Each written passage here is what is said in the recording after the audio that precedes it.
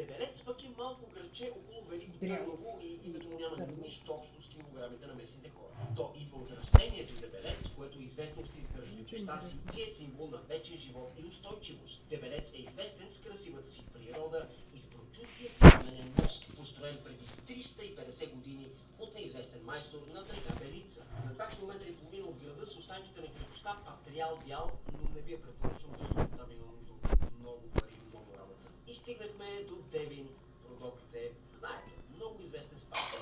Неговите минерални извори са получили Никола!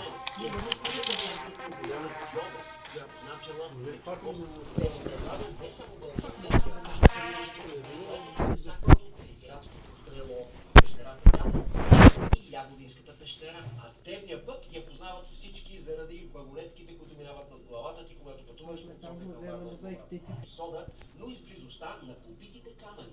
Уникален природен феномен и гордост за цялата страна. Истински скрит диамант в Девин е музеят на мозайките. Той е изграден върху руините на римския град Марцианопол, където можете да видите едни от най-красивите антични мозайки в цяла Европа. А къде се намира Джебел? Къде видяхме хубави мозайки? Името му вероятно идва от арабската дума Джебел, което значи но след Рим са тук. районът е бил населяван още през неолита, а днес околностите се намират След Рим са тук най-хубавите мозайки.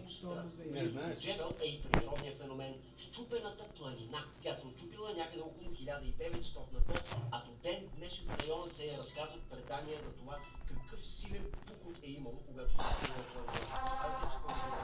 И сега става истински модел на социализм. Градът е създаден през 1947 и е кръстен своите широки булеварди и монументална архитектура. Той е паметник на цялата соцепоха. В Димитровград се намира най-големият открит пазар не само в България, но и на целия Балкански полуостров. Приблизителната му площ е 75 декара, а на 20 на минути от Димитровград се намира светилище на нимфите и Афродита. Много добре запазен езически храм, построен от римския пълководец Тит Флавий. Отиваме към Видинска област и Димово. Малко градче с около 1000 човека население. Самият град не е нещо особено, но в околностите му има много пещери и едно пише. В района на село Арчар се намира археологическият обект Рициария с останки от римския град със същото име. Вижте го. С добра реклама, повече пари, това място може да стане супер популярно и то не само у нас. Следва Добринище или Добринища. Това не е ли село, бе, добре? Представете си съседното Банско, ама с по-малко лудница. Те са бити. Окей, знам, ще Ами да погледнеш, да знаем точно.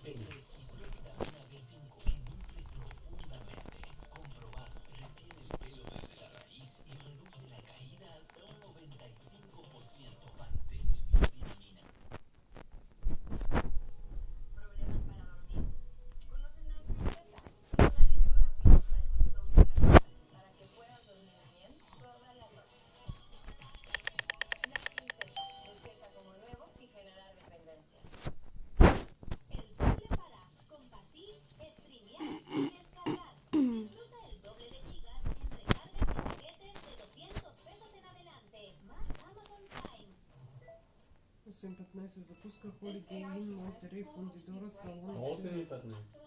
Запускате. Как ще стигнем там, не знам. Гинина дупка. Последният долни град у нас е Долни Чифлик. Градът е основан в 15 век от Джемал Бей. Името му значи Долният Чифлик на Бей. Човек си има пари угаждал. Долни Чифлик е разположен близо до река Камчия и предлага достъп до природни резервати и защитени местности, като резерватите Киров дол и Вълчи бряг. Там е уникалното държавно ловно стопанство Шерба. В него има елени лопатари, свине, муфлони, фазани, яребици, красиви благородни елени, както и вълци и мечки. Разположен в западните Родопи пък Доспат е известен със своя язовир Доспат. Втория по големина в България. Името на града има няколко теории за произхода, като вероятно идва от думата деспот.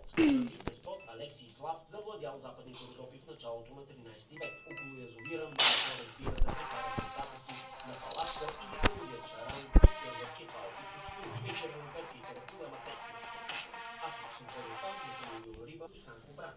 Основно хората там са земеделци и имат една от най-красивите и уникални като архитектура църква у нас. Храм Свети Георги Развали се. Построена през 1928 и аз поне не съм виждал друга такава църква в България. Ако вие сте виждали, пишете. Отново сме в Северозапада, в град Дунавци. Често казвам, в този район ми е най-трудно да намеря информация в Северозапада.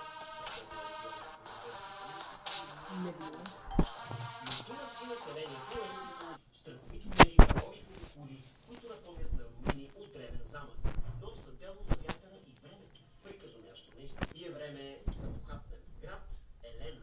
Разкошно, възрожденско градче в Еленския Балкан. Ако искате да се потопите в миналото, Ходили това е сме с вашето дядо на място. екскурзия Старите с къщи, часовници, шведици. кула и множеството църкви създават усещане за пътуване във времето. Особено впечатляваща е църквата Свети Никола. Тя е опожарена от османците и 2-3 години по-късно е възстановена отново за 40 дни и то тайно. Външно архитектурата на църквата е скромна и непретенциозна, за да не предизвиква вниманието на турската власт. Но отвътре е пишна и великолепна. Но с какво е известна Елена най-вече? Естествено, Вселенския Буд и Хиле Елена. Маля, ако не сте видяли, не знам. А Елин Пелин пък е много близо до София, но си има свой собствен чар. Градът е център на шотлука и всяка година тук се провежда шопски празник. 40 дни след Великден. Пълен с народна музика, хора, цветни носи. Интересни места за посещение са читалище Елин Пелин, където можете да видите как са живеели шопите преди векове и църквата Николай Чудотворец. Там положението е дръж се земю, шоп теган. А с какво е известно Елхово? Това е много близо до Дръж Турция. се земю, Тук се намира един от най-добрите исторически музеи в региона, който пази спомени за тракийски, римски и славянски находки. Около Елхово се разстилат ловни стопанства, които привличат запалени ловци и риболовци, а районът предлага страхотни възванински туризъм, а градът пази духа на възраждането със своите стари къщи и улици. А колко от вас са чували за град Завет?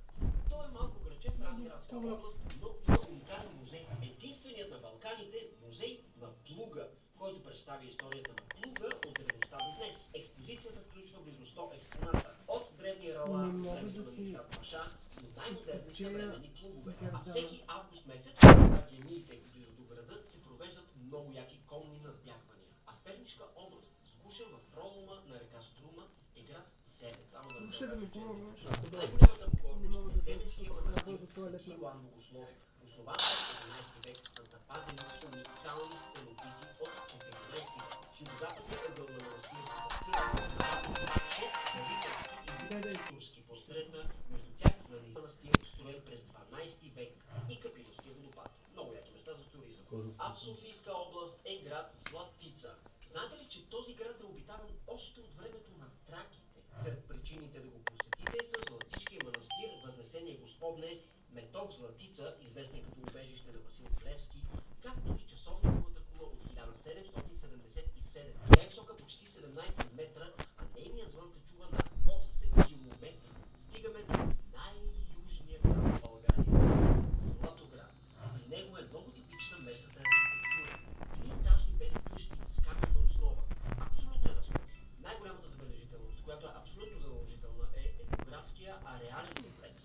Уличките са тесни и кълберамен. Те ни отвеждат от къща на къща до археолого-етнографския музей, до работилниците и дюкиянчетата. А около тях са различните капанчета, които можете да хапнете. Само на 2 км от гръцката граница, така че като отидете на море, хапнете там. И стигаме до моя персонален град Ивайловград. Той се намира в източните Родопи, област Хасково и има около 3500 жители. Градът е известен с римската вила Армира, считана за една от най-значимите в Европа със своите мозайки. А близо е и крепостта Лютица, на която аз лично съм имал честа да участвам в археологически разкопки през далечната 2000 година. Тя е една от добре запазените в първоначалния си вид средновековни крепости по нашите земи. Руините й са наистина впечатляващи, особено като знаеш, че вероятно цар Калоян се е разхождал там. В ясно време от Лютица, между другото, се виждат както Гърция, така и Турция. Следва Игнатиево, не го бързите с график на него. Гърчето е близо до Ваца. Част от резерват Шморяново, обект по закрилата на Иван. Просто вижте изумителните фигури, архитектурата. А само на крачка са и руините на древния град Херис. Ако си падате по история, археология и древни тайни, изпери. А един от най-старите пътища между Европа и Ориента е Ихтиман. В Софийска област градчето е известно с това, че е много близо до магистралата и че наоколо има страхотни възможности за туризъм. А всяка година на Тодоров ден се събират коняри от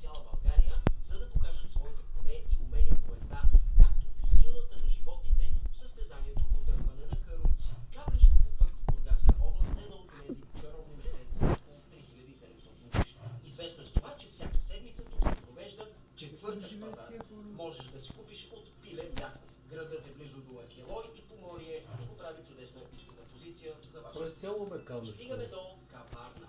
Разкошен населен стир, екопарк архитектура, която преминава през града. Там Ти е си известна пазар всяка там, година по Никола. Йорданов ден заради хорото. Къде? Хора, как да замръзнат? Калофер. Не знам, сигурно от много ръки. А до Бургас пък се намира град Камен. Не бях чувал за град Камен. Но пък всеки е чувал за крепостта Русо Кастро, която се намира наблизо. До Камено е известно и с паметника на покойната певица Огняна, която се оказа, че от Камен. Не знах, че има такива паметници в България. Насочваме се към Шуменска област и Каолиново. Градът е разположен в Лудогорието, а името му идва от Каолина, бялата глина, за която ви говорих в първа част и която се добива тук още от началото на 20 век. Градът е земеделски, гледат животни. И сега, в кой град е роден Васил Левски, апостол на свободата? Точно така, Карлово. В града живеят около 24 000 души, а възрожденският дух е навсякъде. В архитектурата. И 18 гроба от 4 век преди Христа. Ами в България където да копнеш излиза археология и история. Или пък манастири. Килифаревския манастир, град Килифарево.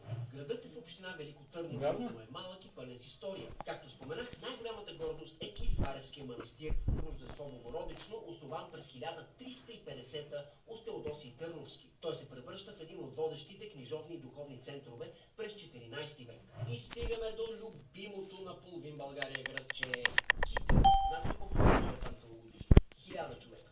А лятото какво става? Намира се между два залива – Караагач, по-известен като Ордовиза, и Аклиман, и предлага чудесни условия за плаж, Смахвателно на почивка море, и като млада морски 3 спортове. години. Интересно е, че Съм се няколко загубил. от тракийско селище, а днешния град възниква едва Ама съм се намерил. когато бежанци от източна Тракия се заселват в района Китен е малък и Китен. Клисура е още малка и Китна и е в Пловдивска област. Градът е сгушен между Стара планина и Средна гора. Клисура е исторически известен с участието си в Априлското въстание. Именно тук се намира паметника на Боримечката, легендарният герой от Вазовото по Дивото. В музея на Клисура, наред с революционни артефакти, ви очакват